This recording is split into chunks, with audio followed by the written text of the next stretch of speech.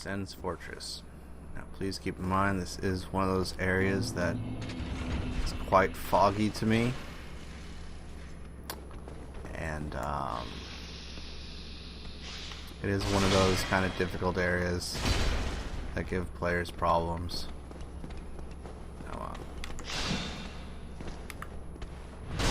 And it's just loaded with traps and pitfalls, basically. Come here.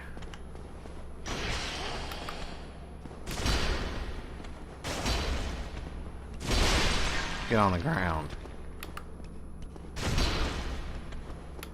There we go. That's what I wanted. And as you can see in here, the enemies are these weird snakehead creatures. I believe they're called serpent warriors. And up ahead, as we go in a little ways, we'll find another type of serpent enemy. And here we go. This is the introduction to Sen's Fortress. As you can see, there are a lot of torture cages, I would say, on the sides, and as you can see, this swinging blades to kind of try and deter anyone from really running across. You know what? It's fine. Oh, we're already getting shot at. Oh, geez. Time to go. I guess we're just going to have to fight this guy. And that was a serpent sorcerer or sorceress. I forget which one. Basically, they just fire lightning bolts at you and try and make you fall off. They're not a lot of fun. Not a lot of fun at all. But I wouldn't say any of this zone is really fun. You know what? I'm just gonna deal with you. Come on. Oh, and of course I hit the side with a swinging blade. And then I miss. There we go. I don't think I'm gonna have to shoot enough to kill her. You just gotta knock her off.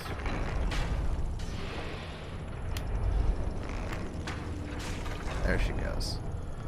Alright. Enough of that nonsense. And as you can see, we've got these weird statues that are just creepy, how they have their arms out like that. Just everything in this general zone is very creepy, very dungeony, very unfriendly. Oh, almost forgot about that. As you can see, there's a little pressure plate there and a hole in front of a chest, and they shoot arrows at your face. They're very tricksy. There's a snake dude sleeping right there. We're gonna leave him for now because we'll deal with him later. Don't worry. Oh, hello. How's it going? And this is one of the main mechanics of the area, is there are these boulders that are being directed by these serpent guys, and basically depending on which path you're taking, they will switch. Oh geez, already. Oh no. Crap. We'll get back to that area. So yeah, as I was saying, those boulders out there, they can basically change the direction of where the boulders are thrown to, depending on where you are in the area. I don't remember if it has anything to do with, you know, say a trap step or whatever, pressure plate, whatever you want to call it. I think it's just, I can't really remember, if I'm honest. I just think it's kind of based on where they see you moving around from. So anyways, this is a chest, and if you look very closely, you saw there, it just kind of closed its mouth. Now I say its mouth because this is one of the fun little things Dark Souls does. They add mimics. Fake chests that are just ready to own you. And if you screw up and open them pretty much without checking to see if it's a mimic, they can one-shot you if your health is, you know, low. Later on in the games, it's not so much of a problem because you just kind of remember where they are. Lightning Spear. There we go. Now this elevator is very interesting. I'm going to point something out. There's a lot of blood on this elevator. And the reason that is because it's going to stop very quickly on that floor, and then it goes straight up. I'm going to see if I can show it. You can barely see it at the top. Those are spikes. And it just goes right on up, and if you're not quick enough to get off, bam, instant death. No chance to survive. Okay, moving on. We should be approaching the... what's over here? Oh yeah, this is just some cell that I can't even open, I don't think. Nope. So we're gonna go this way. See if they start sending the boulders down here. Nope. Safe to run up. This is the boulder launching machine.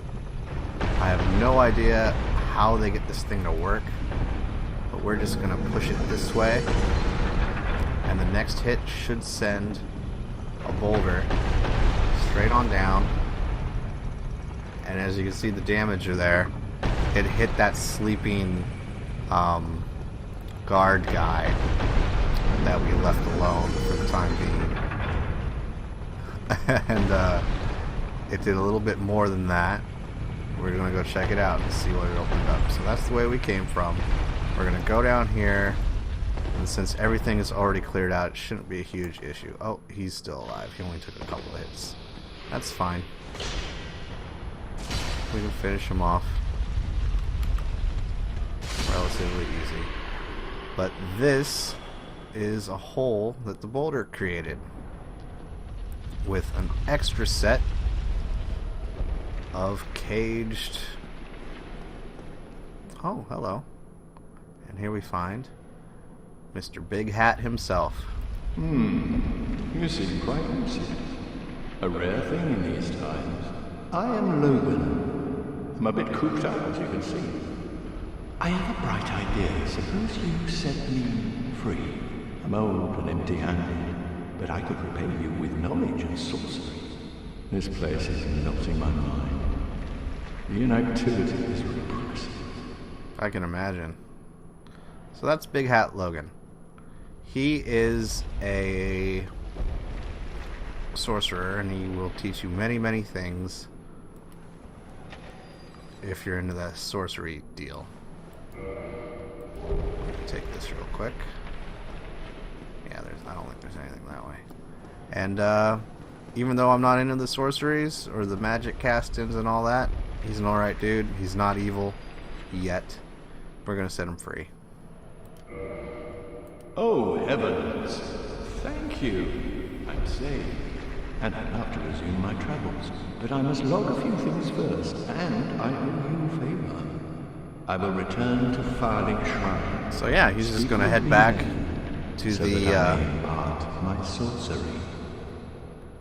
Head back to the very first bonfire, and from there he will become a vendor for a short while. I'll be along later. Whoa, I'll be just fine. Young one, which implies he's probably ancient. Like, he's probably one of the... I don't know. Again, the lore is very sketchy, and I don't want to get into it, but you can only imagine if I'm a young one, and I've been undead for how, you know, who knows how long. How long has he been undead for? Oh, almost got hit that time.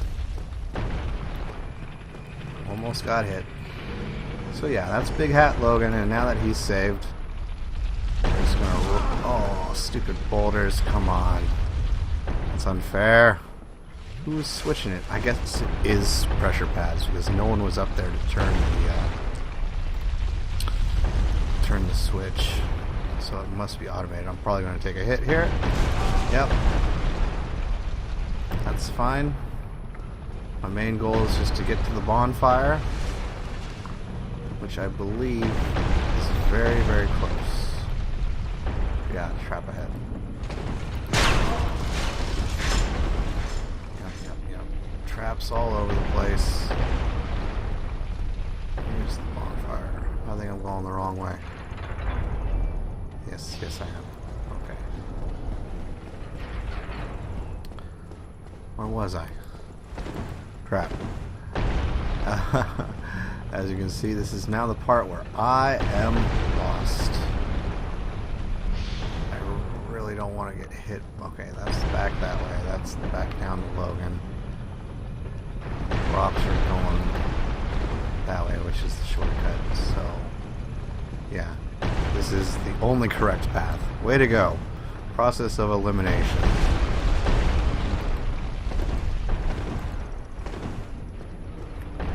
Alright. So, more blades. That's just what we want. Just gotta power through them. Dude on the right. It's fine. Knock him down. Keep blocking. There we go. So come on, dude. Just stay down. It's hard enough to fight within these corridors. I personally don't remember where that goes, and I don't think that's the way out. So we're gonna go over here. I think I did aggro that person up top. Okay, yeah, I aggroed both of them.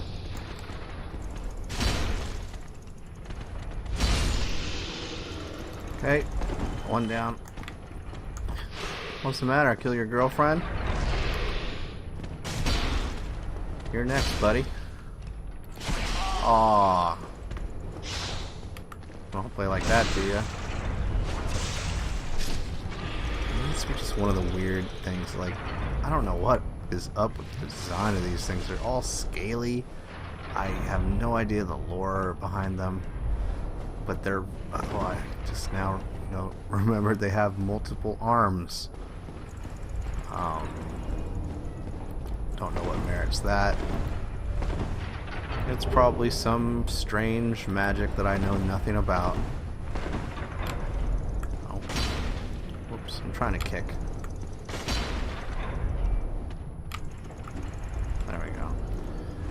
Because as soon as this fungus or parasite on my head grows enough, I believe I get a special type of animation for the kick. Need ranged battle. Oh yeah.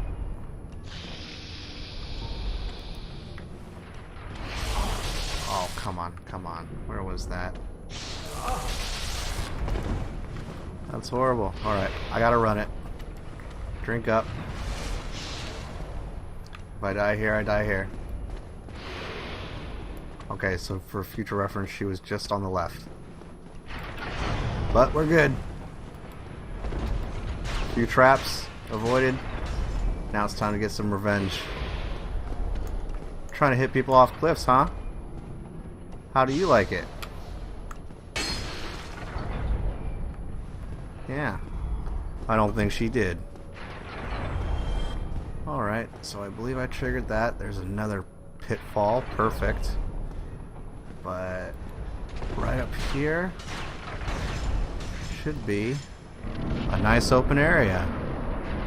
Or at least more open than we've been used to for the past couple of minutes. And pretty soon you should hear... There he is. I don't know if you can see him. Right at the top. he's a Mr. Giant Man, and he's throwing bombs at us.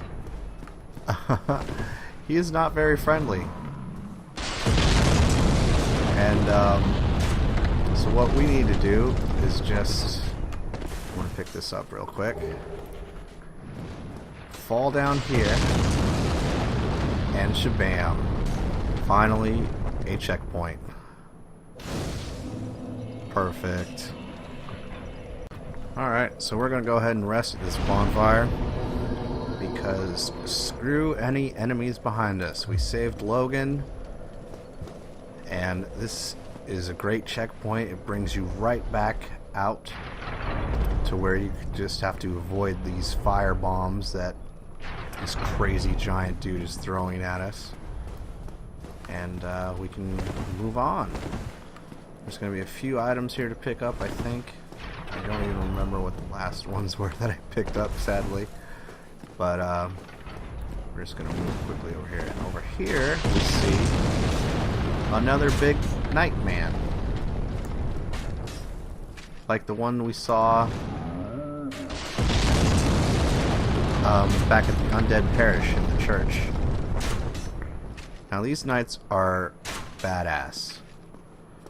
Can't stagger them worth anything. They have a very, very awesome story, and there was basically a knight that came from these guys, and come on, don't drink on me. And they basically have all been on the same path that you have been, but they have only gotten this far, or at least this one did before he went hollow. The other one back at the church went hollow a bit more, and it's you know, the same thing with the Balder Knights. They've all gone hollow. I forget what's down this way. Don't want to explore that. Well, anyways, basically we're going to be finding a summon guy that I'll talk about later, and he is one of the most awesome summoning enemies ever. So, where'd that go? Did I already pass it? Yep, I'm a noob. Bandit, long, great sword. One of the gigantic straight great swords. Very few have what it takes to wield this incredibly heavy damage-dealing monster. A favorite of the Knights of Baranaki, which is the name of the big dudes, obviously. Known for their heavy armor and black iron Tarkus. That is the dude I was talking about. The summon. He was toppest pro dog of these huge knights, and even was able to carry his own set of special black iron armor. Oh, hello. So this is a humanoid. I forget his name. It's weird because he's not an invader. He's just some kind of random NPC. And he's not much of anything. He just likes to try and snipe you. That's what his name was. Ricard. There he was. A rapier with intricate decorations, chosen weapon of the infamous undead Prince Ricard. Ricard's exploits are told in a monomyth. He was born into royalty, but wandered the lands of a fateful, ill-conceived journey. He became undead and disappeared up north. Is that all there was to do here? Oh, nope. We got ourselves another couple of chests. There we go. Rare Ring of Sacrifice. That's a good one. And Divine Blessing. That's awesome. Let's check out this ring real quick, because I do believe I have something to say about it. Die, lose nothing, nullify curse, but ring breaks. This mystical ring was created in a sacrificial rite to Velka, the goddess of sin. The magenta-shaded ring is especially rare. The magenta, sorry, especially rare. Its wearer will lose nothing upon death, and it will be freed from any curse whatsoever. But the ring itself breaks. Now, this is one of those things that kind of breaks the game. I don't, or at least in Dark Souls 2 it does, because so long as you can get to a blacksmith and you have that ring on, you can die, run back to a blacksmith, repair it, or even just a bonfire, repair it, and then there you go. You're nullifying death forever. It's a weird little ring, and I don't understand it.